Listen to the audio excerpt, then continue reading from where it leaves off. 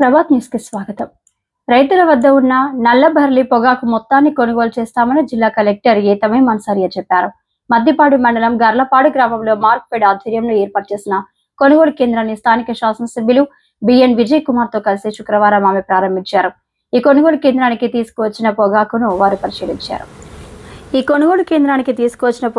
పరిశీలించారు. ఈ సందర్భంగా రైతులను ఉద్దేశించి కలెక్టర్ మాట్లాడుతూ జిల్లాలోని చీమకుర్తి, మద్దిపాడు, పామూరు, దొనకొండ, కొత్తపట్నం, ముండ్లమూరు, పొదిలి, తాళ్లూరు, నాగులపలపాడు, ఒంగోలు వంటి 10 మండలాలలో 1088 మంది రైతులు 4841 ఎకరాల విస్తీర్ణంలో నల్లబర్లి పొగాకు సాగు చేసినట్లు చెప్పారు. తద్వారా 50,380 క్వింటాల పొగాకు దిగుబడి వచ్చినట్టు తెలిపారు. రైతుల వద్ద ఉన్న నల్లబర్లి పొగాకు మొత్తాన్ని మార్క్ఫెడ్ ద్వారా కొనుగోలు చేస్తామని ఈ సందర్భంగా కలెక్టర్ స్పష్టం చేశారు. రైతులు ఎవరు ఆందోళన చెందవద్దని ఆమె భరోసా ఇచ్చారు. ఎమ్మెల్యే విజయ్ కుమార్ మాట్లాడుతూ చరిత్రలో తొలిసారి నల్లబర్లి పొగాకును మార్క్ఫెడ్ ద్వారా ప్రభుత్వం కొనుగోలు చేయిస్తున్నట్లు చెప్పారు. హెచ్డిఎం రకం పొగాకును కిలో 120 రూపాయల చొప్పున, హెచ్డిఎక్స్ రకం పొగాకును కిలో 60 రూపాయల చొప్పున అధికారులు కొనుగోలు చేస్తారని ఆయన తెలిపారు. తేమ శాతం 20 లోపు ఉండేలా చూసుకోవాలని రైతులకు సూచించారు.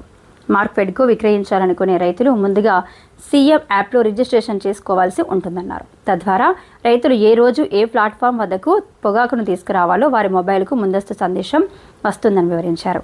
ఈ నిబంధనలు పాటించి అధికార యంత్రాంగానికి సహకరించాలని రైతులకు ఆయన సూచించారు. తమది రైతులకు అండగా నిలిచే ప్రభుత్వమని, పూర్తి స్థాయిలో నల్లబర్లి పొగాకు కొనుగోలుకు ప్రభుత్వం కట్టుబడి ఉందని ఎమ్మెల్యే పునరుద్ఘాటించారు.